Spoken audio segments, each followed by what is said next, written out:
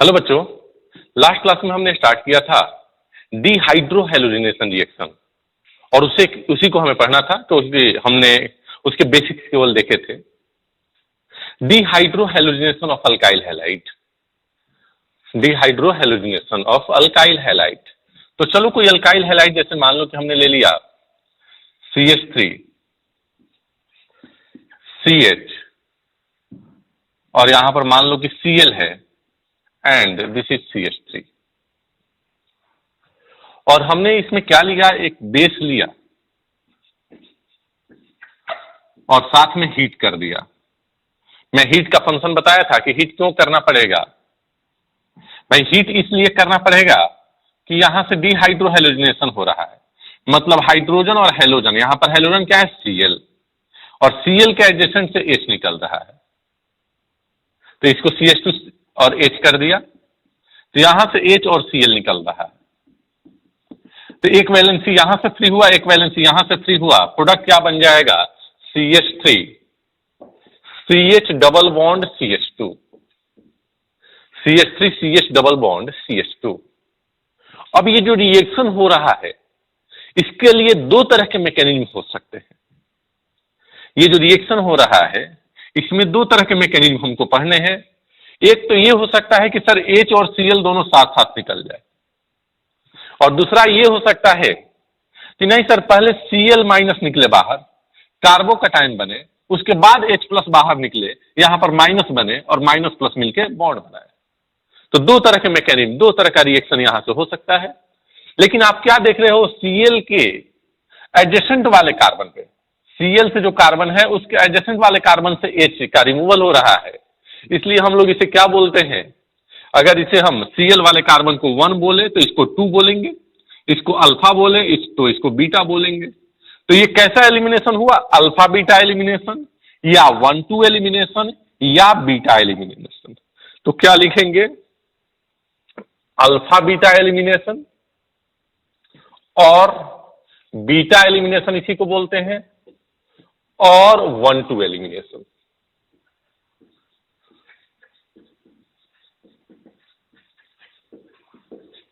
यहां पर हम क्या लिखेंगे, dehydrohalogenation of alkyl halide, alkyl halide molecule से डिहाइड्रोहेलोजिनेशन। तो यहां से H और Cl जो निकल रहा है वो एडजेसेंट कार्बन से निकल रहा है, इसलिए हमने इसको क्या बोल दिया, अल्फा बीटा या 1-2 एलिमिनेशन रिएक्शन। अब यहां पर रिएक्शन की कितने पाथवे हमें पॉसिबिलिटी दिखे, दो, कि एक तो ये हो जाए कि सर H और Cl दोनों का रिमूवल साथ साथ हो, H और Cl दोनों का रिमूवल साथ साथ हो, तो एक वो रिएक्शन हम लोग पढ़ेंगे, वो मैकेनिज्म पढ़ेंगे। और दूसरा ये हो सकता है कि नहीं सर पहले Cl माइनस बाहर निकले, कार्बोकटायन का फॉर्मेशन हो और उसके बाद कार्बोकटायन के नेक्स्ट वाले कार्बन से H निकले और उसके बाद एल्कीन का फॉर्मेशन हो। तो दो तरह के स्टेप आए, एक में दोनों साथ साथ निकलना, वन स्टेप में रिएक्शन कंप्लीट हो जाना, और दूसरा पहले Cl का माइनस का बाहर निकलना, कार्बोकटायन का फॉर्मेशन होना, उसके बाद H प्लस का बाहर निकलना और एल्कीन का फॉर्मेशन होना। तो डिहाइड्रोहेलोजिनेशन जो होंगे वो हमें दो तरह से पढ़ने होंगे, दो टाइप के पढ़ने होंगे। एक वो डिहाइड्रोहेलोजिनेशन रिएक्शन जिसमें दोनों रिमूव स्पीशीज साथ साथ रिमूव हो, और एक जिसमें Cl माइनस बाहर जाए पहले और बाद में H प्लस बाहर निकले। भाई HCl बाहर निकल रहा है, रिमूवल हो रहा है, तो ऑब्वियस सी बात है हाई टेम्परेचर पे रिएक्शन होगा। ये रिएक्शन कहां होगा, हाई टेम्परेचर पे। HCl बाहर निकल रहा है मतलब HCl एक एसिड है, तो रिएक्शन के लिए रिएजेंट क्या लेना होगा, हमें बेस लेना होगा। रिएजेंट क्या लेना होगा, बेस लेना होगा। तो ये जो एलिमिनेशन रिएक्शन है, यहां पर हम लोग दो तरह के एलिमिनेशन रिएक्शन पढ़ेंगे। बेसिकली हमें दो ही तरह के एलिमिनेशन रिएक्शन पढ़ना है, एक E1 एलिमिनेशन और E2 एलिमिनेशन। डिहाइड्रोहेलोजिनेशन जो रिएक्शन है वो हम लोग दो तरह के पढ़ेंगे। डिहाइड्रोहेलोजिनेशन में एक E1 रिएक्शन और एक E2 रिएक्शन। तो क्या लिखेंगे, ये दो तरह के, एक E2 रिएक्शन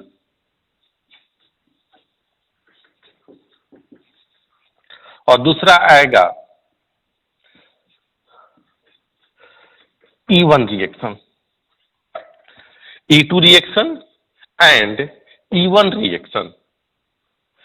E2 reaction, ये 2 का मतलब होता है मॉलिक्युलरिटी, आपने केमिकल काइनेटिक्स पढ़ा होगा। E2 मतलब बाई मॉलिक्यूलर एलिमिनेशन रिएक्शन। एक पढ़ेंगे हम लोग बाई मॉलिक्यूलर,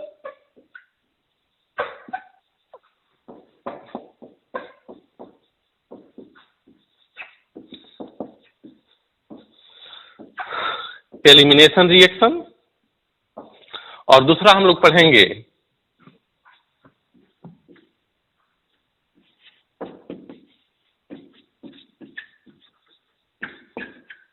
यूनिमॉलिक्यूलर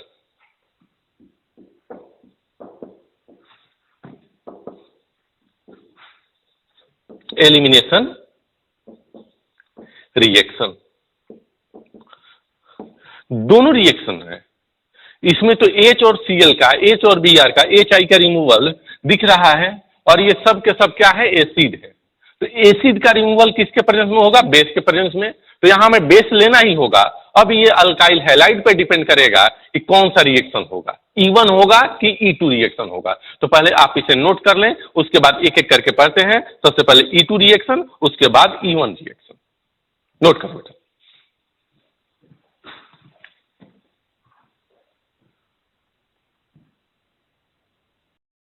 हाँ बच्चों, चलो एक एक करके पढ़ते हैं। सबसे पहले E2 एलिमिनेशन। E2 या इसी को हम लोग क्या बोलेंगे,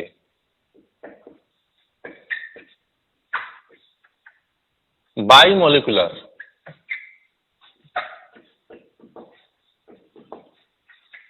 elimination of alkyl halide.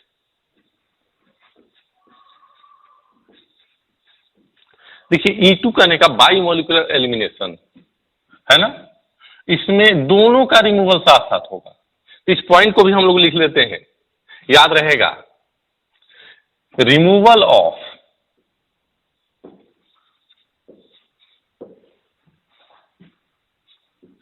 H and X, X का मतलब ClBrI, टेक्स प्लेस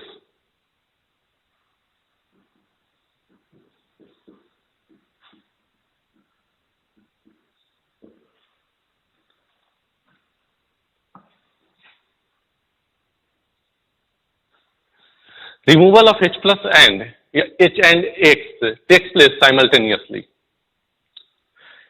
X का और H का रिमूवल इस रिएक्शन में क्या होगा, साथ साथ होगा। देखो एक दो चीजें कि इस रिएक्शन में हमें बेस लेना होगा, इस रिएक्शन में बेस लेना होगा, और साथ साथ ये रिएक्शन हाई टेम्परेचर पे होगा। अब देखो बेटा, जैसे मान लो कि यहां पर CH2 है और ये H है, यहां पर CH2 है और यहां पर Cl है। मैंने क्या बताया कि रिएक्शन दो तरह से हो सकता है। एक तो ये कि Cl माइनस पहले निकल जाए, कार्बोकैटायन बने, और उसके बाद H प्लस बाहर निकले, और दूसरा कि H प्लस और Cl माइनस दोनों साथ साथ बाहर निकले। E2 रिएक्शन ऐसे याद रखोगे, E2 है तो दोनों साथ साथ निकलेगा। मतलब जो बेस है X माइनस के निकलने का इंतजार नहीं किया, वो आया और H प्लस को निकाल दिया। और एक ऐसा रिएक्शन होगा E1 जिसमें पहले X माइनस निकलेगा, बाद में H प्लस बाहर निकलेगा। भाई तो कौन वेट नहीं करेगा, जो स्ट्रांग होगा वो वेट नहीं करेगा, कि जो वीक होगा वो वेट नहीं करेगा। तो आप बोलोगे सर जो स्ट्रांग होगा उसके अंदर इतनी हिम्मत होगी कि मैं किसी का निकलने का वेट नहीं करूं, मैं जाके यहां से H को बाहर निकालूं, H प्लस को बाहर निकालूं। मतलब कहीं ना कहीं इस रिएक्शन में जो बेस हमें लेना होगा वो बहुत ही ज्यादा स्ट्रांग बेस लेना होगा, क्योंकि H प्लस को यहां से आते ही निकाला, X माइनस को निकालने का वेट नहीं किया। तो यहां पर कौन आया, बेस। अब आपके दिमाग में एक चीज आएगा कि सर ये H आपने एक ऊपर बनाया, उसी को क्यों दिखाया, यहां भी H होगा यहां भी H होगा।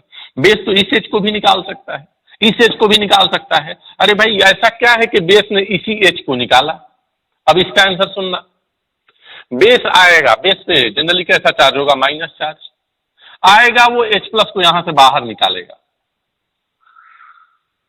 बेस ने क्या किया, H प्लस को बाहर निकाला। जैसे बेस ने H प्लस को बाहर निकाला, जैसे ही बेस ने H प्लस को बाहर निकाला, अब समझना बेटा, H प्लस को जैसे ही बेस ने बाहर निकाला, यहां पर कैसा चार्ज डेवलप हुआ होगा, माइनस चार्ज। और ये माइनस चार्ज अनायन है, ये क्या करेगा, Cl को बाहर निकालेगा। कौन सी को बाहर निकालेगा, Cl को, क्योंकि माइनस चार्ज अनायन, अनायन की केमिस्ट्री याद है, सबसे पहले एसिड बेस रिएक्शन नहीं होगा, पोलर पाई बॉन्ड है नहीं, तो हाइड्रोजन को क्या करेगा, रिमूवल करेगा। अब एक चीज बताओ, यहां पर मान लो कि CX है और कोई अनायन आया A माइनस, तो वो A माइनस क्या करेगा, इस X माइनस को बाहर निकालेगा, मतलब A माइनस में और C में बॉन्ड बनेगा। तो ये माइनस में और C में क्या बन गया, बॉन्ड बन गया। ये माइनस में और C में क्या बन गया, बॉन्ड बन गया। अब आपके दिमाग में एक और क्वेश्चन आएगा, एक और क्वेश्चन अराइज हो रहा होगा, सर माइनस चार्ज तो यहां भी है, यहीं पर आकर अटैक क्यों नहीं कर दिया। तो मैंने क्या बताया, एक स्ट्रॉन्ग बेस है, रिएक्शन हाई टेम्परेचर पे हो रहा है, तो ये H प्लस को निकालना चाहेगा। बेस है तो किसको निकालना चाहेगा, H प्लस को। हाई टेम्परेचर पे है तो इस बॉन्ड को भी तोड़ सकता है, इस बॉन्ड को भी तोड़ सकता है। तो ये क्या हुआ, यहां से H प्लस को निकाला, H प्लस को निकाला नहीं, जैसे जैसे ये H प्लस को निकाल रहा होगा वैसे वैसे यहां पर माइनस चार्ज डेवलप हो रहा होगा, इसलिए यहां पर H माइनस डेल्टा मैंने लिखा है। और जैसे जैसे माइनस डेल्टा आया होगा, अनायन जैसी प्रॉपर्टी आई होगी, ये जाके इस पे अटैक करेगा और Cl माइनस यहां से बाहर निकलेगा। कहने का मतलब तो ये है कि सर यहां पर सभी के सभी काम एक साथ हो रहे हैं। इस बेस का H पे अटैक करना, मतलब बेस जो है वो H प्लस पे अटैक कर रहा है।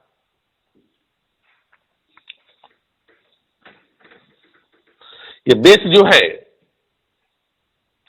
इस H प्लस पे अटैक कर रहा है, और जैसे अटैक कर रहा है यहां से H प्लस बाहर निकल रहा है। ये H एज इट इज है, ये H एज इट इज है, यहां पर C और CH2 और यहां का ये Cl बाहर निकल रहा है। यहां पर ये बॉन्ड का फॉर्मेशन न्यू हो रहा है, तो इसको मैं डिफरेंट कलर से ड्रॉ कर दे रहा हूं बॉन्ड को।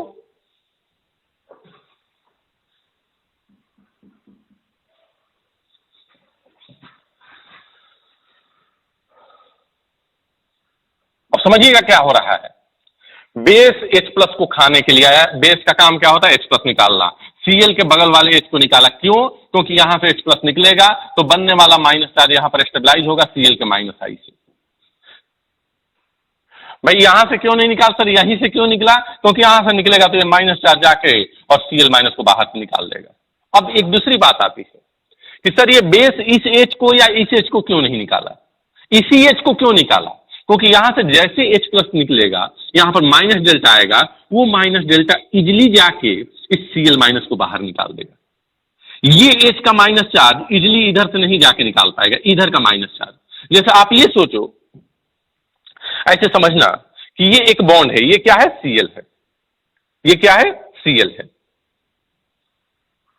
अब यहां का माइनस चार्ज Cl को धक्का देकर बाहर निकाल सकता है इजिली, कि यहां का माइनस चार्ज, यहां का माइनस चार्ज जाएगा धक्का देने तो इसको बहुत मेहनत करना पड़ेगा, जबकि यहां का माइनस चार्ज जब जाएगा तो बस थोड़ा सा धक्का दिया यहां से बाहर निकल जाएगा। तो जिधर से Cl है उस कार्बन के एडजेसेंट कार्बन पर उस H का रिमूवल होगा जो Cl के अपोजिट होगा। तो इस H पे इसने अटैक किया तो ये बॉन्ड बनना शुरू हो गया, क्योंकि इसको ये ले जा रहे हैं अपने पास, तो ये बॉन्ड बनना शुरू हो गया। जब ये लेके जा रहा है तो ये बॉन्ड टूटना शुरू हो गया। ये जो बॉन्ड टूटेगा तो ये माइनस चार्ज इस पे जाकर अटैक किया तो यहां पर डबल बॉन्ड बना आना शुरू हो गया, और यहां से Cl निकल गया तो ये बॉन्ड टूटना शुरू हो गया। तो देखो जो ब्लैक से मैंने डॉटेड बॉन्ड बनाया है वो बॉन्ड ब्रेक हो रहा है, और जो ब्लू से मैंने डॉटेड बॉन्ड बनाया है वो बॉन्ड फॉर्म हो रहा है। ये बॉन्ड टूटना और बॉन्ड का बनना दोनों साथ साथ हो रहा है। इस स्टेट को हम लोग बोलते हैं ट्रांजिशन स्टेट। इस स्टेट को हम लोग क्या बोलते हैं, ट्रांजिशन स्टेट।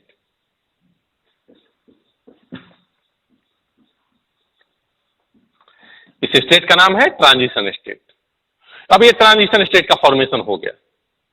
अब कुछ देर के बाद जो बॉन्ड ब्रेक हो रहे थे वो ब्रेक हो जाएंगे, और जो बॉन्ड फॉर्म हो रहे थे वो फॉर्म हो जाएंगे। तो ये बॉन्ड है कि गया, गया। ये बॉन्ड है कि गया? गया। क्या बन गया? CH2 double bond CH2। क्या बन गया? CH2 double bond CH2। ये पूरा का पूरा काम एक साथ में हुआ। ऐसा नहीं हुआ कि एक बार H निकल गया उसके बाद कुछ देर के बाद Cl निकला, नहीं, दोनों काम साथ साथ हुआ, एक ही बार में पूरा रिएक्शन हो गया। ये बीच में एक ट्रांजिशन स्टेट का फॉर्मेशन हुआ, इसकी लाइफ टाइम बहुत कम थी, बस ये रिएक्शन में थोड़ा देर के लिए दिखा और उसी समय प्रोडक्ट ये बन गया। तो ऐसे स्टेट को हम लोग क्या बोलते हैं? Transition state. पूरा का पूरा एक ही बार में रिएक्शन हो जा रहा है, हम लोग क्या बोलेंगे? वन स्टेप रिएक्शन है कि टू स्टेप रिएक्शन है? टू स्टेप रिएक्शन है। मतलब यहां रिएजेंट में आपने क्या लिया था? बेस लिया था। कैसा बेस है? स्ट्रॉन्ग बेस लिया था। वन स्टेप रिएक्शन है कि टू स्टेप रिएक्शन है? आप बोलोगे वन स्टेप रिएक्शन है, एक ही बार में सारा काम हो जा रहा है। सीन एलिमिनेशन है कि एंटी एलिमिनेशन है? आप बोलोगे कि सर एंटी एलिमिनेशन है, ये बॉन्ड और ये बॉन्ड ब्रेक हो रहा है एक दूसरे के अपोजिट का, तो it is a type of anti elimination reaction. H और X एडजेसेंट से जा रहा है, इसलिए बीटा एलिमिनेशन 1-2 एलिमिनेशन का एग्जांपल। बीटा एलिमिनेशन या 1-2 एलिमिनेशन का एग्जांपल है। रिएक्शन लो टेम्परेचर पे हो रहा है कि हाई टेम्परेचर पे? आप बोलोगे रिएक्शन हाई टेम्परेचर पे हो रहा है। इस टोटल रिएक्शन में कार्बन और हेलोजन के बीच का बॉन्ड है या ब्रेक हो रहा है? सर प्रोडक्ट साइड जा रहे हैं तो ये बॉन्ड ब्रेक हो रहा है। तो जब बॉन्ड ये ब्रेक हो रहा है, इस बॉन्ड को हमें ब्रेक करना है, तो जितना इजिली ये बॉन्ड ब्रेक होगा, जितना इजिली ये बॉन्ड ब्रेक होगा, रिएक्शन उतना ही फास्ट होगा। कौन सा बॉन्ड इजिली ब्रेक होगा? CCl, CBr या CI? CI बॉन्ड बड़ा है सर और CCl बॉन्ड छोटा है, बड़ा बॉन्ड इजिली ब्रेक हो जाएगा, तो वो रिएक्शन फास्ट हो जाएगा। क्या हो जाएगा? वो रिएक्शन फास्ट हो जाएगा। प्रोडक्ट क्या बन रहा है? एल्कीन बन रहा है सर। लो टेम्परेचर रिएक्शन है कि हाई टेम्परेचर? आप बोलोगे हाई टेम्परेचर रिएक्शन है। हाई टेम्परेचर रिएक्शन में आप क्या देखते हो? आप इंटरमीडिएट ट्रांजिशन स्टेट की स्टेबिलिटी देखते हो कि एल्कीन की स्टेबिलिटी? सर एल्कीन की स्टेबिलिटी देखते हैं। तो जो एल्कीन जितना ज्यादा स्टेबल बनेगा, उसका करस्पॉन्डिंग अल्काइल हैलाइड जो होगा वो ज्यादा रिएक्टिव होगा डिहाइड्रोहेलोजिनेशन के लिए, E2 एलिमिनेशन के लिए। रिएक्शन हाई टेम्परेचर पे हो रहा है, तो ये इतनी सारी बातें हमें E2 एलिमिनेशन में देखने को मिलेगा। क्या क्या? फिर से एक बात सुनना, वन स्टेप रिएक्शन है, removal of H+ and Cl- takes place simultaneously. Base आ रहा है, H+ पे जिस तरह से अटैक कर रहा है, उसी समय पार्शियल नेगेटिव चार्ज इसके अपोजिट में जाकर अटैक किया, Cl- बाहर निकला, मतलब H+ और Cl- साथ साथ निकल रहा है, ट्रांजिशन स्टेट का फॉर्मेशन हो रहा है। ट्रांजिशन स्टेट में देखो ये पार्शियल डबल बॉन्ड का कैरेक्टर आ रहा है। कैसा कैरेक्टर आ रहा है? पार्शियल डबल बॉन्ड का कैरेक्टर आ रहा है, एल्कीन लाइक कैरेक्टर आ रहा है, और प्रोडक्ट क्या बन रहा है? एल्कीन बन रहा है। तो जितना स्टेबल एल्कीन बनेगा, रिएक्शन उतना ही फास्ट होगा। जितना स्ट्रॉन्ग बेस होगा, उतना जल्दी आराम से आके H+ को ट्रैप करना शुरू कर देगा। तो स्ट्रॉन्ग बेस के प्रेजेंस में रिएक्शन हो रहा है, हाई टेम्परेचर पे रिएक्शन हो रहा है, एंटी एलिमिनेशन हो रहा है, 1-2 एलिमिनेशन, ट्रांजिशन स्टेट का फॉर्मेशन हो रहा है। ट्रांजिशन स्टेट का कैरेक्टर एल्कीन के जैसा है, और प्रोडक्ट क्या बन रहा है? एल्कीन। क्योंकि CX बॉन्ड ब्रेक हो रहा है, तो जितना वीक CX बॉन्ड होगा उतना फास्ट रिएक्शन होगा। मतलब RI, RBr, RCl में अगर हम E2 का रेट पूछे RF में, तो RI सबसे ज्यादा रिएक्टिव, क्योंकि कार्बन आयोडीन का बॉन्ड लेंथ सबसे ज्यादा है, वीक बॉन्ड है, इजिली ब्रेक हो जाएगा। तो पहले तो आप इसे नोट कर लें, इसके बाद जितने पॉइंट्स अभी मैंने बताए आपको, वो सब के सब लिख के देता हूं, आप उसे नोट करेंगे। तो इसे नोट करेंगे। हाँ बच्चों, एक चीज और कि इस रिएक्शन में ये बेस कैसा है? अनायन है, और ये अनायन है, ये बेस है, ये H+ को बाहर निकाल रहा है। आपको याद होगा जब सॉल्वेंट मैंने पढ़ाया था, तो सॉल्वेंट के लिए मैंने क्या बताया था कि दो तरह के पोलर सॉल्वेंट होते हैं, एक पोलर प्रोटिक और एक polar aprotic. Polar protic solvent क्या होता है कि रिएक्शन में कहीं कार्बोकटायन बनाना होगा तो हमें यूज करना पड़ेगा। क्यों? क्योंकि वो कटायन और अनायन दोनों को सॉल्वेट करके अलग अलग कर देता है। मतलब इसमें अगर पोलर प्रोटिक सॉल्वेंट डाल दे तो वो क्या करेगा? Cl- को CH2 को उधर ब्रेक कर देगा, CH2 पे प्लस कार्बोकटायन बना देगा। यहां पर बेस अनायन को फ्री करना है, अनायन आएगा तभी तो ये H+ को लेके जाएगा, और अनायन को फ्री करने वाला, अनायन को एक्टिव करने वाले रिएजेंट को क्या हम लोग बोले थे? Polar aprotic solvent. क्या बोले थे? Polar aprotic solvent. तो ये रिएक्शन किस में होगा? पोलर प्रोटिक में कि पोलर एप्रोटिक में? आप बोलोगे this reaction is favoured in polar aprotic solvent.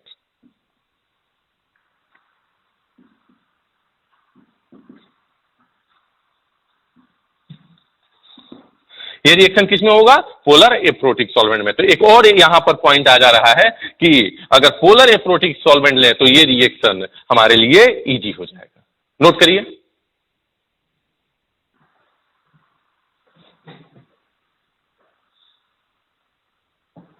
चलो बच्चों, अब पॉइंट लिखते हैं, साथ साथ आप भी लिखिएगा। चलिए लिखिए। First point, E2 elimination is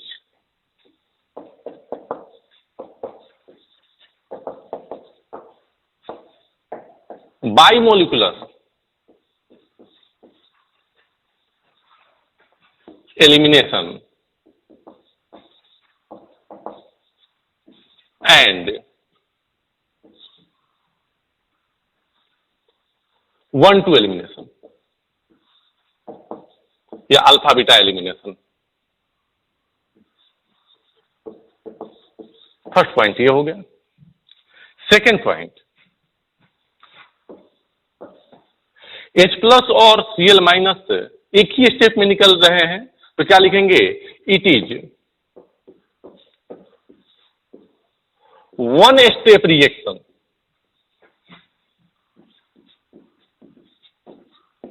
so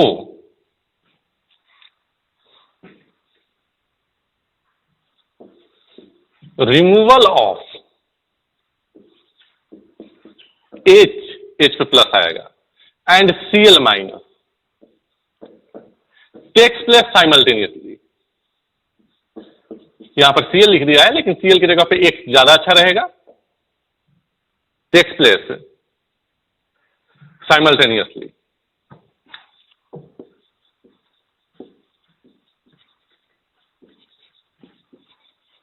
third point की अगर बात करें, रिएक्शन इज, यहां पर कार्बोकेटायन बनने का इंतजार नहीं हो रहा है। बेस आया, बहुत स्ट्रॉन्ग बेस था, H+ को निकालना शुरू कर दिया, किसी का वेट नहीं किया। तो reaction is favoured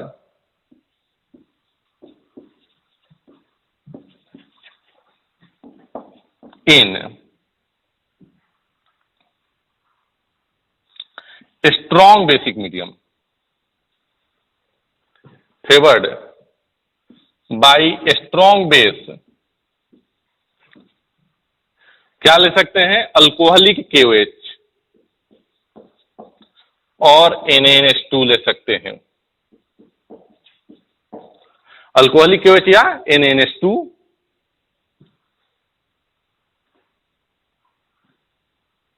alcoholic KOH या NaNH2 पे, and at high temperature,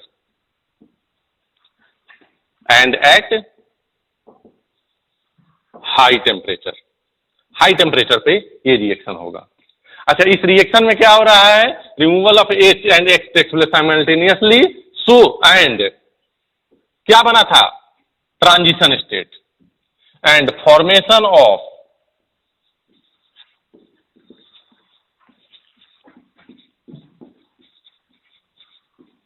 transition state takes place.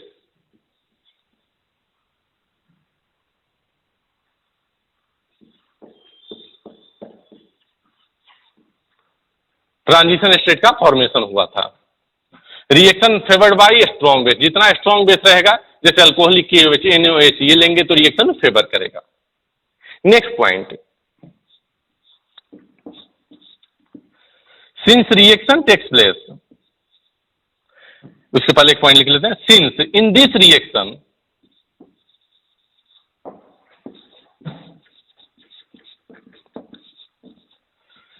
CX bond is broken,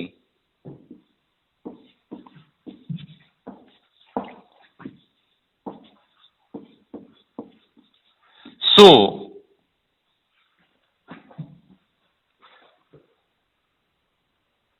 reactivity of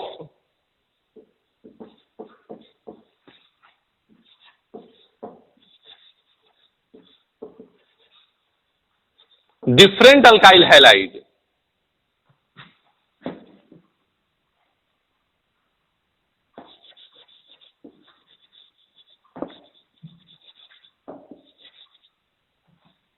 towards E2 elimination reaction, Ri, iodide is more reactive than bromide, is more reactive than chloride, is more reactive than chloride. Next point, since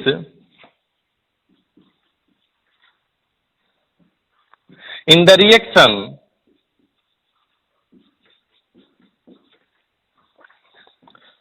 base attacks on, एक ही step का reaction है जिसमें base attacks on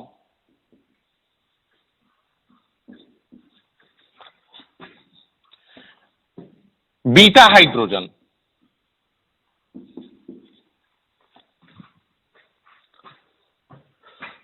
opposite to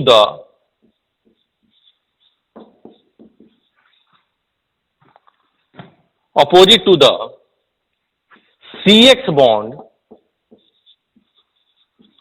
so it is a type of anti-elimination.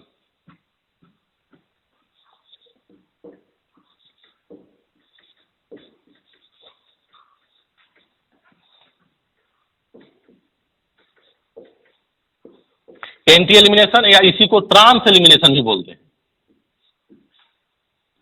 दोनों opposite से remove हुआ था, इसलिए क्या बोलेंगे, एंटी एलिमिनेशन या ट्रांस एलिमिनेशन।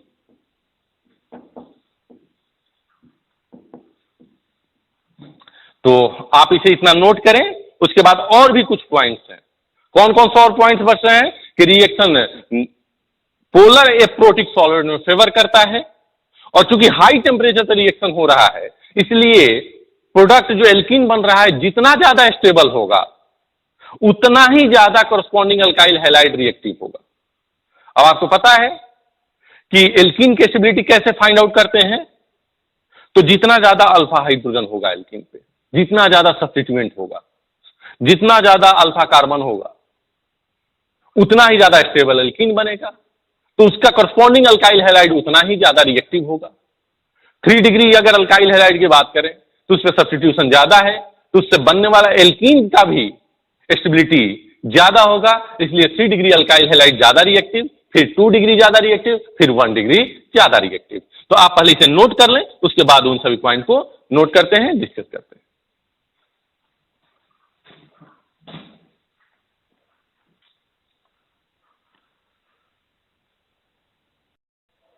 हाँ बच्चों, next point, this reaction is favoured in कौन सा solvent, polar aprotic solvent.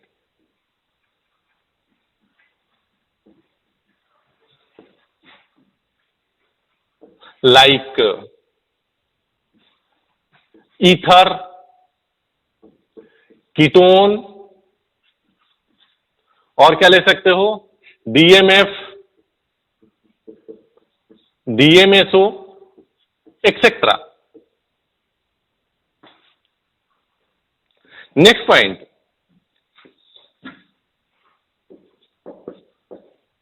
Since alkene is formed as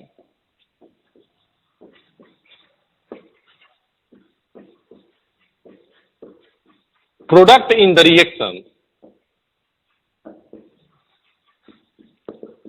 so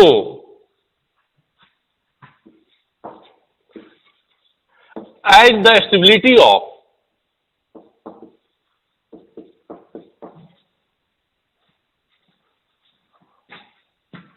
alkyl halide, as the stability of alkene increases, reactivity of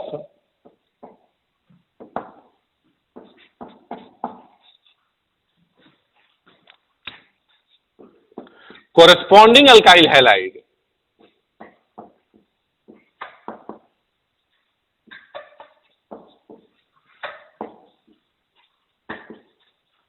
towards E2 reaction increases.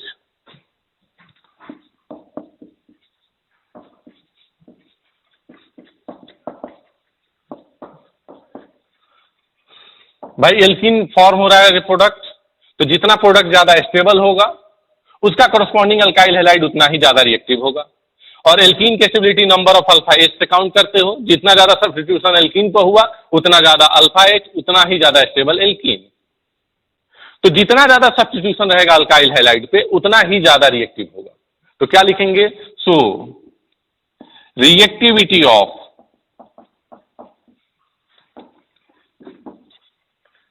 Different alkyl halide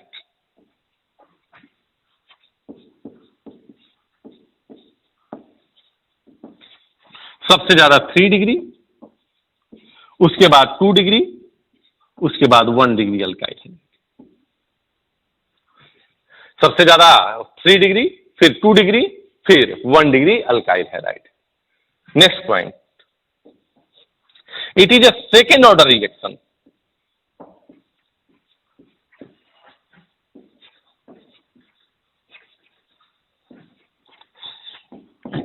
molecularity भी 2 है और order भी 2 है। Having rate law, ये देखो experimental चीज होता है ऑर्डर ऑफ रिएक्शन, आपने पढ़ा होगा केमिकल काइनेटिक्स में।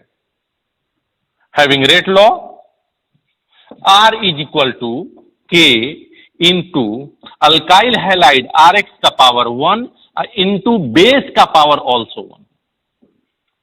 मतलब order of reaction with respect to alkyl halide is equal to 1, order of reaction with respect to base is 1। आपने पढ़ा होगा ना, इसे ऑर्डर बोलते हैं। कहने का मतलब यह है कि अगर बेस के कंसंट्रेशन को अनचेंज रखे, चेंज ना करें और अल्काइल हैलाइड को डबल कर दें तो रेट भी डबल हो जाएगा। इसको 2 टाइम्स कर दें, 4 टाइम्स कर दें तो ये भी 4 टाइम हो जाएगा। इसको कांस्टेंट रखें, इसको डबल कर दें तो ये भी डबल हो जाएगा। तो एक्सपेरिमेंटली ऐसा देखा गया, एक्सपेरिमेंटली ऐसा देखा गया कि अगर अल्काइल हैलाइड के कंसंट्रेशन को 2 टाइम्स कर दिया गया, इसके कंसंट्रेशन, बेस के कंसंट्रेशन को भी 2 टाइम्स कर दिया गया, तो रेट 4 टाइम्स हो गया। तो इससे ये पता चल गया। ऐसे बहुत सारे किए गए कि इसको कांस्टेंट रखते हुए इसको डबल किया गया तो ये 2 टाइम्स हो गया, इसको कांस्टेंट रखते हुए इसको डबल किया तो ये 2 टाइम्स हो गया, इसको कांस्टेंट रखते हुए इसको 3 टाइम्स किया गया तो रेट भी 3 टाइम्स हो गया। तो इससे क्या पता चला इतने एक्सपेरिमेंट करने से कि ये जो रिएक्शन है सेकेंड ऑर्डर का है, जिसमें RX के लिए ऑर्डर 1 है और बेस के लिए भी ऑर्डर 1 है। ये कैसा रिएक्शन है? Second order reaction. ये प्रैक्टिकल्स करने से हमें पता चला। तो ये इतनी सारी चीजें E2 रिएक्शन के लिए है। इतनी सारे पॉइंट्स आए E2 रिएक्शन के लिए। रिएक्शन हाई टेम्परेचर पर प्रोसीड कर रहा है। रिएक्शन में क्या बन रहा है? Transition state. ट्रांजिशन स्टेट का कैरेक्टर कैसा है? एल्कीन के जैसा। तो क्या लिख सकते हैं? Transition state has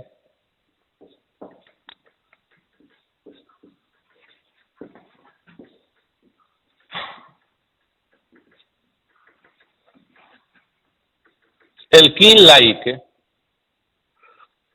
character. Transition state के पास कैसा कैरेक्टर है? पार्शियल डबल बॉन्ड आया तो एल्कीन के जैसा कैरेक्टर है। तो इसे आप नोट करें। उसके बाद कुछ पॉइंट्स को मैं समझाता हूं कि क्यों 3 डिग्री ज्यादा रिएक्टिव है अल्काइल हैलाइड 2 डिग्री से। 2 डिग्री क्यों ज्यादा रिएक्टिव है 1 डिग्री से। तो इसे नोट करें बेटा।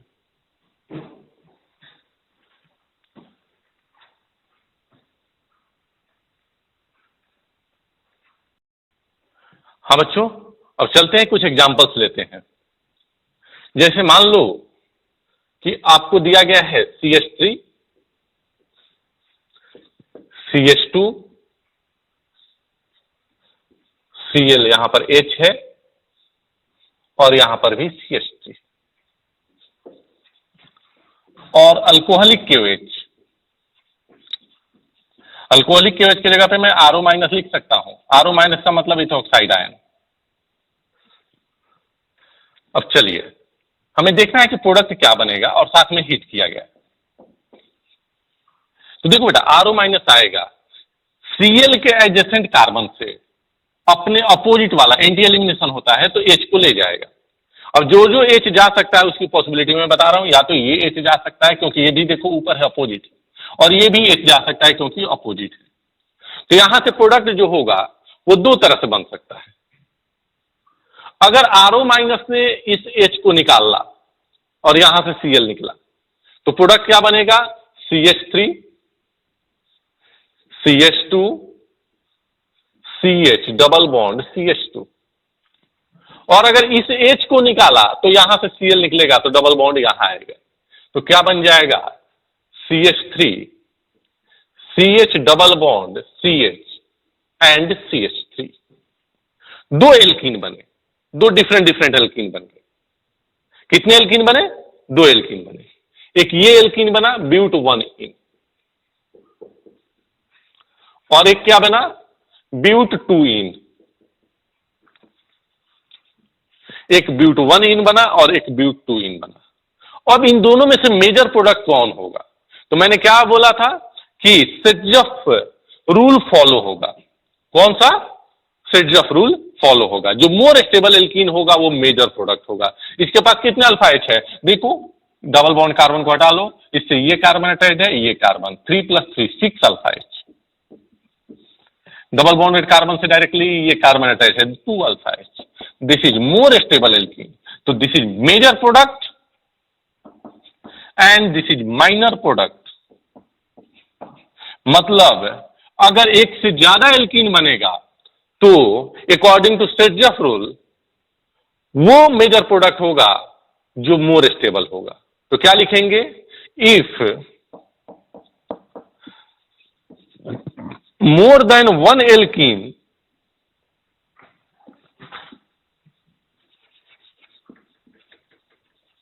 are formed as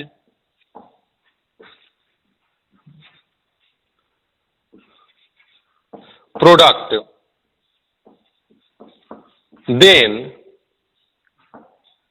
according to सेटजफ rule, सेटजफ या जेटसफ दोनों लिख सकते हो,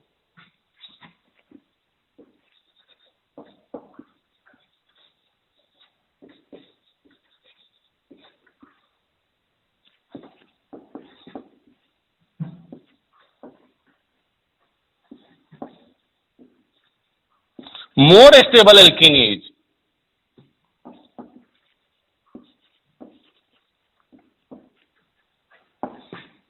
major product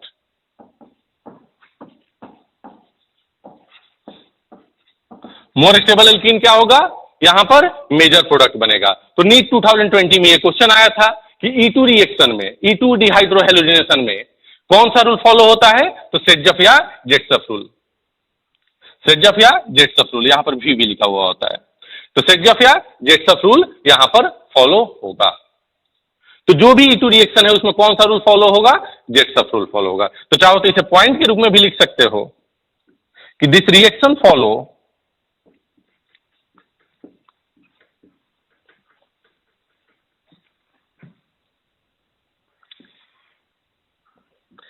जेटसफ और सेटजफ रूल।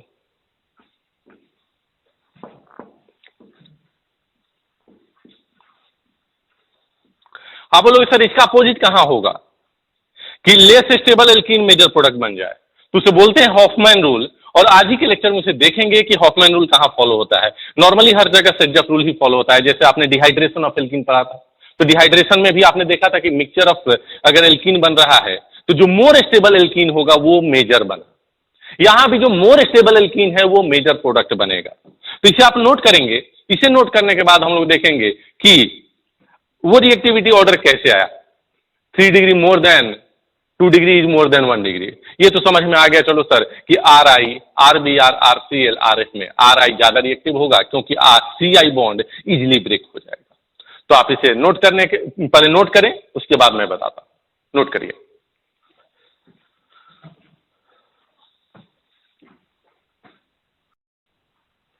तो चलो बच्चों अब देख लेते हैं 1 डिग्री, 2 डिग्री और 3 डिग्री अल्काइल हैलाइड का रिएक्टिविटी। जैसे मान लो कि यहां पर हमने 3 डिग्री अल्काइल हैलाइड लिया, यहां पर 2 डिग्री अल्काइल हैलाइड लिया और यहां पर हमने क्या किया कि 1 डिग्री अल्काइल हैलाइड ले लिया। तो देखो यहां पर H है, यहां पर H है और इसमें यहां भी H है। ये कार्बन और ये कार्बन दोनों सेम ही है बेटा। और तीनों में हमने क्या लिया, अल्कोहलिक KOH। अब अल्कोहलिक KOH की जगह पर हम लोग क्या लिख सकते हैं directly, RO minus and heat, क्योंकि अल्कोहलिक KOH में अटैकिंग स्पीशीज क्या होता है, RO माइनस। एक्वस KOH में क्या होता है, OH माइनस। तो यहां भी क्या है, RO माइनस एंड हीट, यहां भी क्या है, RO माइनस एंड हीट। अब देखा जाए कि ये रिएक्शन हो रहा है तो तीनों में क्या क्या इंटरमीडिएट बन रहे हैं और क्या प्रोडक्ट बन रहा है। भाई अगर ध्यान से देखो तो जो मेजर प्रोडक्ट है मैं उसकी बात करूं, प्रोडक्ट दोनों का बनाऊंगा, इंटरमीडिएट में मेजर के हिसाब से बनाऊंगा। तो यहां से H और यहां से Cl निकलेगा तो डबल बॉन्ड यहां आएगा, 3 3 6 3 9 अल्फा हाइड्रोजन। तो क्या होगा, RO माइनस यहां से H लेगा ना कि यहां से, ठीक है। या अगर हम डायरेक्ट प्रोडक्ट बनाने की बात करें तो अगर ये H या तो ये H जाएगा या तो ये H जाएगा, यहां से H जाएगा तो क्या प्रोडक्ट बन जाएगा,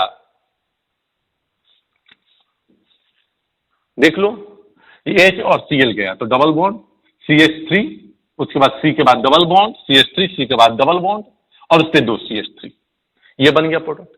प्लस एक और बनाएगा माइनर प्रोडक्ट, क्या, यहां से H निकला तो carbon double bond carbon terminal पे आ जाएगा, उससे एक CH3 और उससे एक ethyl, plus carbon double bond carbon, उससे एक CH3 आएगा और उससे एक इथाइल ग्रुप भी आएगा,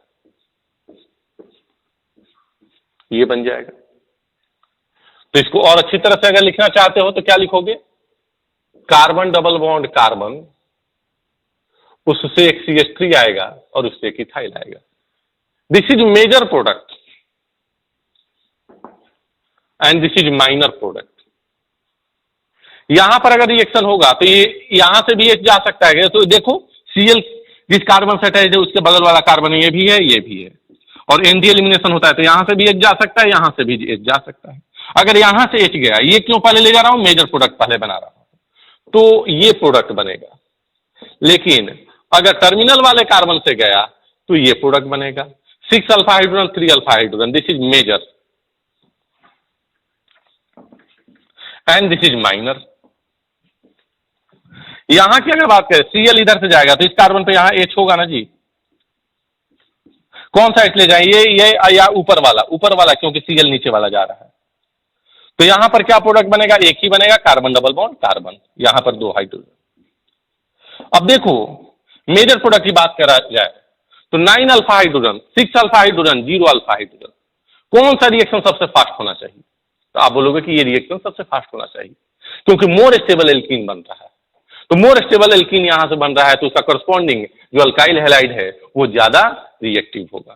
तो इसीलिए मैंने बताया था कि इस रिएक्शन में जो रिएक्टिविटी होगा अल्काइल हैलाइड का, 3 degree is more reactive than 2 degree is more reactive than 1 degree. एक दूसरा क्वेश्चन देखता हूं, जैसे मान लो कि बेटा यहां पर Cl दिया गया है, क्या दिया गया है, Cl, और यहां पर भी CH3 दिया गया है, यहां भी CH3 दिया गया है, यहां पर H दिया गया है और यहां पर D दिया गया है। अल्कोहलिक KOH और हीट किया गया, क्या होता था, Cl के बगल वाले कार्बन से H जाता था। इस रिएक्शन को ध्यान से देखिएगा तो Cl यहां है, इससे बगल वाला कार्बन ये है या फिर ये, तो इस पे तो कोई H नहीं है तो रिमूवल यहीं से होगा। अब बात आती है कि H जाएगा कि D जाएगा, तो ये एग्जांपल किस चीज का था, सीन एलिमिनेशन का कि एंटी एलिमिनेशन का, आप बोले एंटी एलिमिनेशन, ट्रांस एलिमिनेशन। तो Cl अगर ऊपर से जा रहा होगा तो H नीचे से, Cl अगर नीचे से जा रहा होगा तो H ऊपर से जाएगा, Cl अगर वेज से जा रहा है तो H डैश से, और अगर Cl डैश से जा रहा है तो H वेज से। तो यहां पर Cl कहां है, डैश पे, तो यहां का H कैसा होना चाहिए, वेज पे। देखो तो H वेज पे है क्या, तो हां सर है, तो यहां से H और यहां से Cl जाएगा, प्रोडक्ट क्या बन जाएगा, प्रोडक्ट यहां पर बनेगा यहां पर तो 2 CH3 रहेंगे ही रहेंगे, और यहां पर D आएगा क्योंकि H का रिमूवल हुआ है। इसे नोट करें। नोट करने के बाद कुछ और ऐसे साइक्लिक कंपाउंड में हम रिएक्शन देंगे E2 एलिमिनेशन का, तो नोट करें बेटा।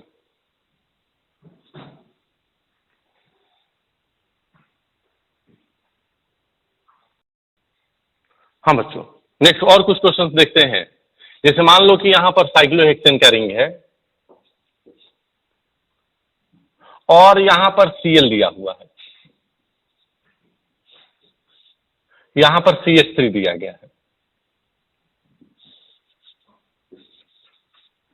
अल्कोहलिक KOH और हीट किया गया।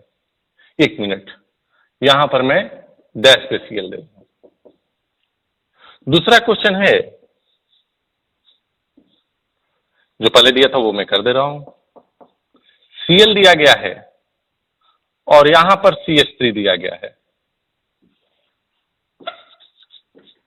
अल्कोहलिक KOH और हीट किया गया, पूछा गया कि क्या प्रोडक्ट बनेगा।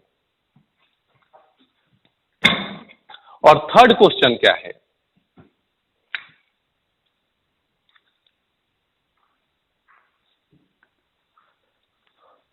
थर्ड क्वेश्चन क्या है,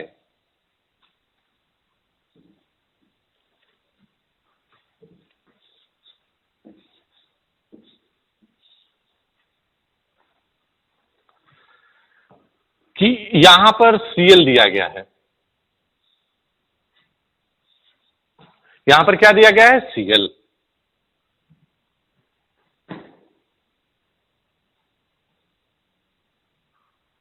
यहां पर CH3 है, और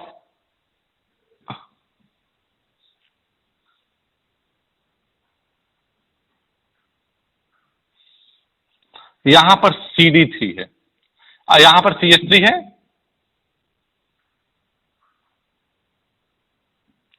और यहां पर भी CH3 है। लेकिन ये C14 है और ये C12 है, और इसमें अल्कोहलिक KOH लिया गया और हीट किया गया। पूछा गया कि यहां पर क्या प्रोडक्ट बनेगा। तो ये 3 क्वेश्चन है आपके सामने, आपको दिख रहा होगा वेज डैश, तो कहीं ना कहीं यहां पर स्टीरियोकेमिस्ट्री को भरा गया है। आप एक बार ट्राई करिए, इसको सॉल्व करने की कोशिश करिए, फिर मैं आपको बताता हूं।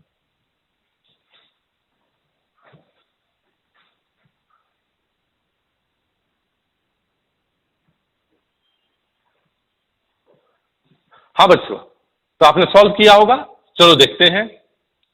यहां पर Cl कहां है, डैश पे, तो इसके एडजेसेंट कार्बन से जो H निकलेगा वो कहां से निकलना चाहिए, वेज पे। चलो इसका एडजेसेंट कार्बन ये है, तो यहां पर तो H डैश पे भी है और वेज पे भी है, और यहां पर CH3 जब डैश पे है दिया गया है तो H वेज पे ही होगा। तो ये Cl जा रहा है डैश से, तो एडजेसेंट कार्बन से H कहां जाना चाहिए, वेज से। ये भी जा सकता है, ये भी जा सकता है। ये जाने से H अगर प्रोडक्ट बनाए हम, तो प्रोडक्ट क्या बनेगा, ये H जाने से प्रोडक्ट बना है, तो डबल बॉन्ड यहां पर ये जैसे थे CH3 डैश पे था तो वो रहेगा, प्लस अगर ये H जाने से प्रोडक्ट बनेगा तो Cl यहां से और H यहां से, अब ये क्या आ जाएगा, डबल बॉन्ड। यहां पर डबल बॉन्ड आ गया, और यहां तो CH2 था तो यहां पर H है ये। अब बताओ यहां का CH3 वेज पे रहेगा कि डैश पे रहेगा। भाई यहां डबल बॉन्ड आया है तो यहां का CH3 वेज पे रहेगा कि डैश पे रहेगा। अब लोग सर डैश पे है तो डैश पे रहेगा, नहीं। अब ये sp2 कार्बन हो गया तो प्लेनर रहेगा, इसी प्लेन पे रहेगा CH3। अब मेजर कौन सा प्रोडक्ट होगा, तो सर यहां पर इस डबल बॉन्ड से अटैच ये कार्बन, यहां एक H और यहां 2 H, 3 अल्फा हाइड्रोजन। ये डबल बॉन्ड से अटैच ये कार्बन, ये कार्बन, ये carbon, 3 + 2 + 2 7 alpha H। This is major product and this is minor product.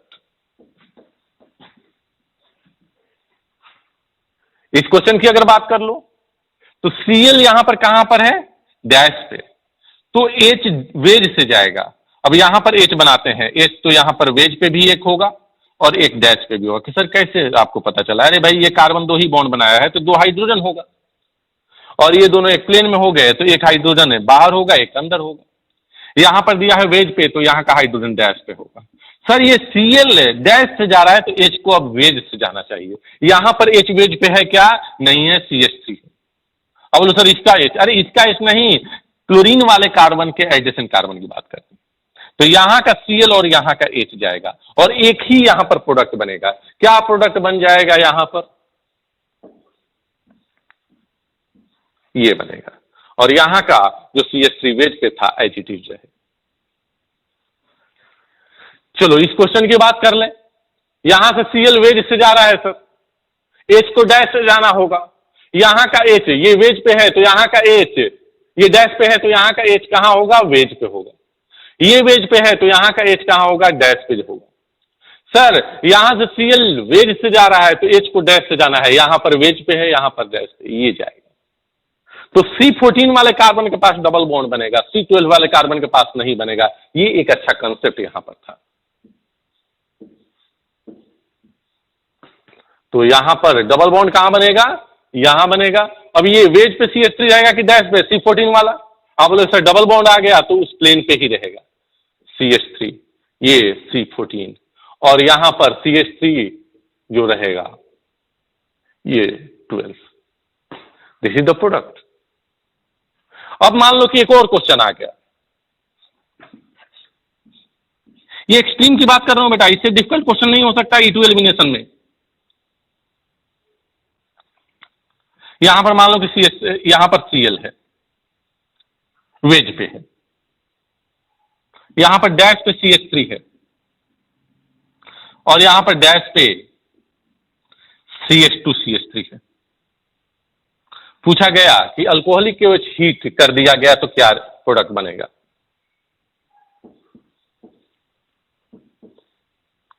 भाई Cl यहां वेज पे है तो इसके एडजेसेंट से निकलने वाला हाइड्रोजन वेज पे नहीं डैश पे होना चाहिए। यहां का H कहां होगा बेटा? सर CH3 डैश पे है तो यहां पर H वेज पे होगा, ये डैश पे है तो यहां पर H वेज पे होगा। सर तो ये Cl वेज से जा रहा है और ये दोनों H भी कहां है? वेज पे, तो रिएक्शन नहीं होगा, नो रिएक्शन। यहां पर कोई रिएक्शन नहीं होने वाला है, यहां पर क्या होगा? No reaction. तो इसे नोट कर लें। ये इतने जो रिएक्शंस हैं बहुत इंपॉर्टेंट, आप इसे नोट करें। उसके बाद हम लोग बात करेंगे E1 रिएक्शन क्या, जिसे हम लोग बोलेंगे यूनिमोलिकुलर एलिमिनेशन रिएक्शन। वो भी अल्फा बीटा रिएक्शन का एक पार्ट है E1 रिएक्शन, तो नोट करिए इसे।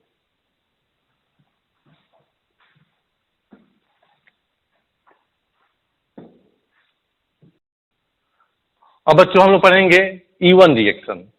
जैसे मैंने बताया था ना कि पहले Cl माइनस निकले और उसके बाद बेस जाके H प्लस निकाले, तो उस रिएक्शन को हम लोग क्या बोलेंगे? E1 में। तो क्या लिखेंगे? E1 या इसी को unimolecular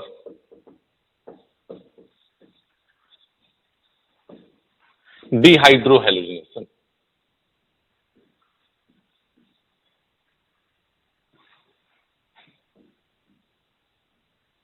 unimolecular dehydrohalogenation reaction, unimolecular, ठीक है ना? E1 का मतलब क्या होता है? यूनिमोलिकुलर। तो इसकी मोलिकुलरिटी कितनी होगी? 1 होगी। अब E2 में क्या था? दोनों H और Cl का निकलना साथ साथ होता था, मैंने लिखा था ना। E1 में ऐसा नहीं होगा, पहले एक निकलेगा और कौन निकलेगा? Cl। उसके बाद कौन निकलेगा? H निकलेगा। तो पहले देख लेते हैं इस रिएक्शन में क्या होता है, उसके बाद।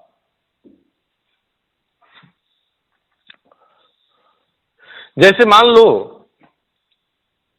बेटा कि यहां पर CH3, C, CH3, CH3 और Cl ले लिया। मैंने क्या बताया था कि पहले स्टेप में Cl निकलेगा, तो Cl कौन से फॉर्म में निकलेगा? माइनस चार्ज या plus charge?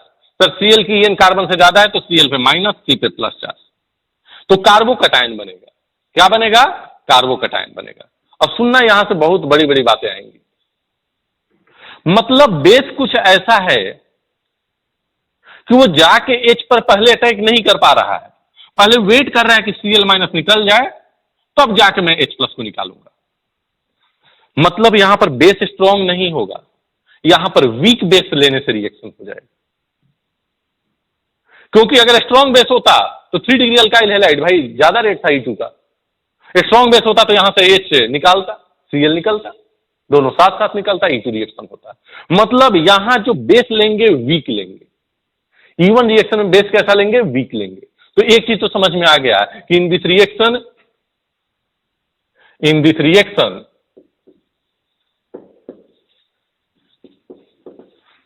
reagent is weak base, जैसे H2O ले सकते हो, reagent is weak base। अच्छा, दूसरी चीज मैं क्या बोल रहा हूं कि Cl माइनस यहां से बाहर निकलेगा और कार्बोकटायन बनेगा। बताओ कार्बोकटायन बनाने वाला जो सॉल्वेंट है वो कौन सा हम लोग पढ़े थे, पोलर प्रोटिक सॉल्वेंट। याद आ रहा है क्या सॉल्वेंट में कि जो पोलर प्रोटिक सॉल्वेंट होता है दोनों को खींच देगा, कैसे, माइनस डेल्टा प्लस डेल्टा। जैसे H2O पोलर प्रोटिक सॉल्वेंट है तो H प्लस इसे खींच रहा है, OH माइनस इसको खींच रहा है, ये टूट जाएगा बॉन्ड और कार्बोकटायन बन जाएगा। तो रिएक्शन जो होगा वो पोलर प्रोटिक सॉल्वेंट में होगा। इस पॉइंट को भी यहां पर हम लोग नोट करेंगे कि reaction takes place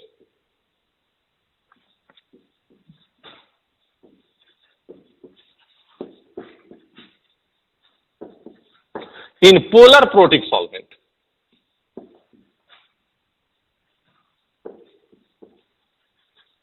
like H2O, ROH, RCOOH, etc। तो इसमें हमने क्या डाला, पोलर प्रोटिक सॉल्वेंट।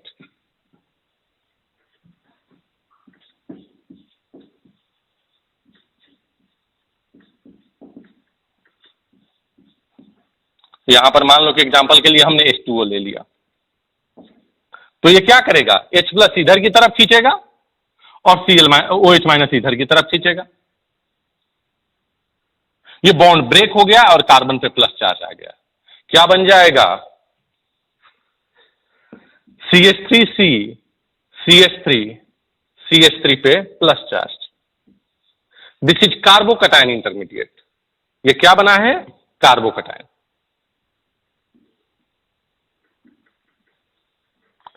तो पहले स्टेप में पोलर प्रोटिक सॉल्वेंट ने क्या किया, अल्काइल हैलाइड को तोड़ के कार्बोकटायन बना दिया। कार्बोकटायन चूंकि इंटरमीडिएट बनता है तो जितना स्टेबल कार्बोकटायन बनेगा रिएक्शन उतना ही फास्ट होगा।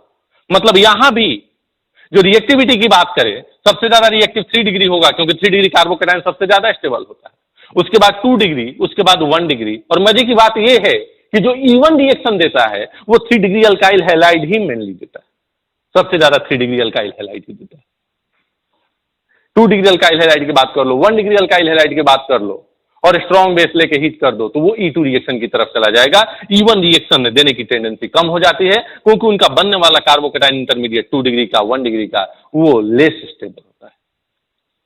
तो यहां पर फर्स्ट स्टेप में ये हो रहा है। तो यहां पर आप देख रहे हो कि फर्स्ट स्टेप में कार्बोकटायन बना। अब सेकेंड स्टेप में क्या होगा कि जो इस कार्बोकटायन के एडजेसेंट कार्बन पे H है, जैसे CH3C, यहां पर CH2 के साथ H है और यहां पर CH3 है, यहां पर कार्बोकटायन है। अब इस पे बेस आएगा, कौन आएगा, बेस। अब ये तो वीक बेस भी रहेगा तो आसानी से H प्लस को निकाल लेगा। कैसे आसानी से H प्लस को निकालेगा, समझना मेरी बात को। क्या कि H प्लस जैसे ही निकलेगा प्लस माइनस मिलकर बॉन्ड बना लेगा। तो ये तो H प्लस निकलना ही चाहता है, तो वीक बेस भी हुआ तो इस H प्लस को बाहर निकाल सकता है। तो यहां से H प्लस को ये निकाल दिया। फिर से समझो, वहां पर स्ट्रॉन्ग बेस क्यों, क्योंकि कोई कार्बोकटायन नहीं बना था तो पहले H प्लस को निकाल के माइनस चार्ज जैसे पार्शियल आया था वो Cl माइनस को बाहर निकाला था। H प्लस से यहां निकालने के लिए RO माइनस आया, स्ट्रॉन्ग बेस था, यहां से H प्लस को ट्रैप करना शुरू किया तो यहां माइनस डेल्टा आना शुरू किया। ये माइनस डेल्टा Cl माइनस को धक्के मार के बाहर निकाल रहा था। यहां पर तो Cl माइनस पहले से निकल चुका है, यहां प्लस चार्ज आ चुका है और ये H प्लस भी बोल रहा है एडजेसेंट वाला कि भाई तू जल्दी निकल जा, तो यहां माइनस आएगा और मैं माइनस प्लस मिलकर बॉन्ड बना दूंगा। तो यहां पर वीक बेस भी ये काम करा देगा। इसीलिए मैंने लिखा है कि this reaction reagent is weak base. अब यहां से H प्लस निकला तो यहां पर माइनस आया, माइनस प्लस मिलकर बॉन्ड बना लिया, प्रोडक्ट बन गया। क्या बना होगा प्रोडक्ट? CH3 या CH2, यहां पर CH2 बच गया, डबल बॉन्ड बन गया, कार्बन यहां पर CH3 और यहां पर CH3। आप क्या देख रहे हो, एक स्टेप में रिएक्शन हो रहा है कि दो स्टेप में? आप बोलोगे सर दो स्टेप में। फर्स्ट स्टेप में कार्बोकैटायन बन रहा है। ये कौन सा स्टेप है? स्टेप 1। इसमें क्या बना? कार्बोकैटायन। यहां पर ये बॉन्ड टूट रहा है, कार्बोकैटायन इंटरमीडिएट बन रहा है, बॉन्ड का टूटना हो रहा है, ये RDS ऑफ द रिएक्शन होगा, rate determining step of the reaction. और ये स्टेप 2 है जिसमें एल्कीन का फॉर्मेशन हो रहा है। तो ये एक स्टेप में रिएक्शन हो रहा है कि दो स्टेप में? तो आप बोलोगे कि दो स्टेप में रिएक्शन होगा। तो this is a 2 step reaction. आप कहोगे तो यहां पर मैं मार्किंग भी कर दे रहा हूं कि स्टेप 1 में ही इतना काम हुआ है। ये क्या था भाई? CH3 था। ये step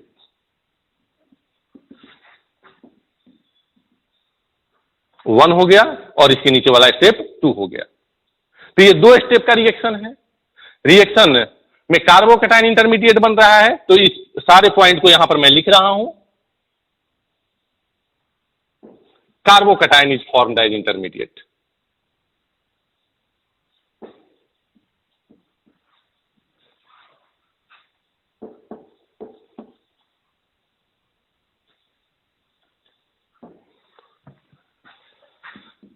carbocation is formed as intermediate. और कार्बोकैटायन इंटरमीडिएट बनेगा तो यहां पर रीअरेंजमेंट होगा।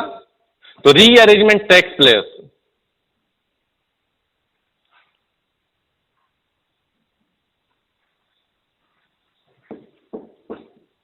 रीअरेंजमेंट का मतलब रिंग एक्सपेंशन भी होता है। रीअरेंजमेंट या ring expansion takes place if possible.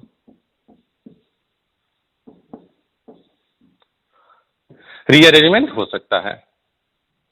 Polar protic solvent में रिएक्शन हो रहा है, 2 स्टेप रिएक्शन है।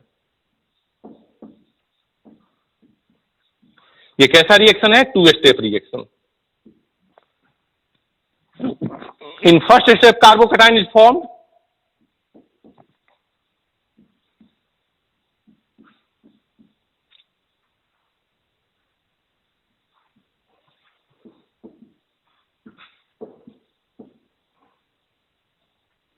in second step alkene is formed. In second step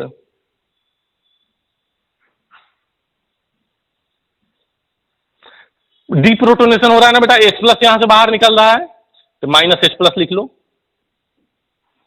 deprotonation takes place, deprotonation from carbocation takes place,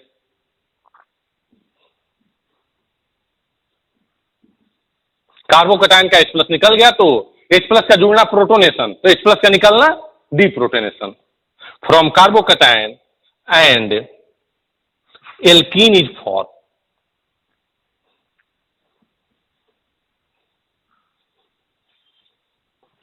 तो इसे आप नोट कर लें। उसके बाद E1 रिएक्शन के बारे में बहुत सारे पॉइंट्स देखते हैं, नोट करिए बेटा।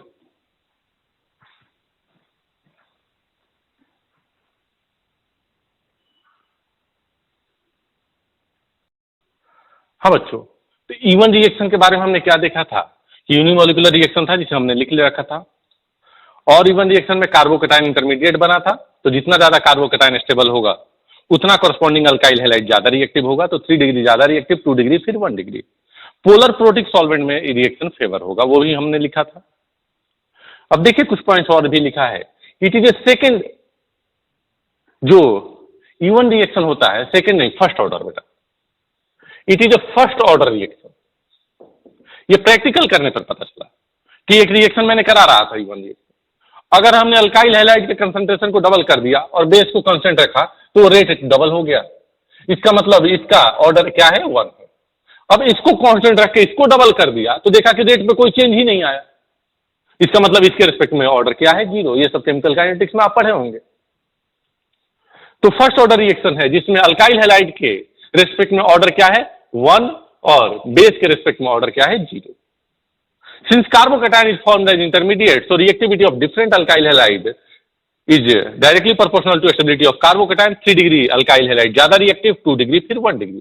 तो E2 का भी यही रिएक्टिविटी था, E1 का भी यही रिएक्टिविटी था। Since in this reaction CX bond is broken, so reactivity of Ri is greater than Rbr is greater than RCl is greater than Rs. यही E2 में आया था, यही E1 में। सेटजेफ रूल फॉलो होगा और वहां भी सेटजेफ रूल फॉलो होगा, मतलब मोर स्टेबल एल्कीन जो होगा वो मेजर प्रोडक्ट होगा। ये रिएक्शन हेवी मेटल आयन में, हेवी मेटल कटायन जो होगा उसमें भी क्या होगा, ये रिएक्शन फेवर्ड होगा, क्योंकि ये हेवी मेटल आयन है और ये क्या करते हैं, देखो ये हेवी मेटल आयन है Ag+ Sb+5 है, इनका पोलराइजेशन ज्यादा होगा, पोलराइजिंग पावर इनका ज्यादा होगा, तो पोलराइज ज्यादा करने की टेंडेंसी होगी, तो Cl- को निकाल के कार्बोकैटायन को बनाने को फेवर करेगा, इसलिए E1 रिएक्शन को हेवी मेटल कटायन फेवर करते हैं। तो ये E1 रिएक्शन के लिए कुछ आपके पास पॉइंट्स थे। अब सेटजेफ रूल कैसे फॉलो होगा इसके रिगार्डिंग एक एग्जांपल हम लोग नेक्स्ट लेक्चर में देखेंगे। आज के लेक्चर को इतना ही रखते हैं, बहुत ही अच्छी तरह से, बहुत ही ध्यान से पढ़िएगा। इस साल इस रिएक्शन से E2 रिएक्शन जो पढ़ा, इस साल क्या हर साल एलिमिनेशन रिएक्शन से क्वेश्चन आता है, और जब अच्छा क्वेश्चन बनना होता है तो ये सब पॉइंट जो होते हैं, नीट के एग्जाम हो, जेईई के एग्जाम हो, उसके लिए बहुत फेवरेट पॉइंट होते हैं। तो आप आज के लेक्चर को बहुत अच्छी तरह से पढ़िए और जो भी डाउट्स हैं उससे पूछा करिए। चलिए आज के लिए इतना ही, थैंक यू।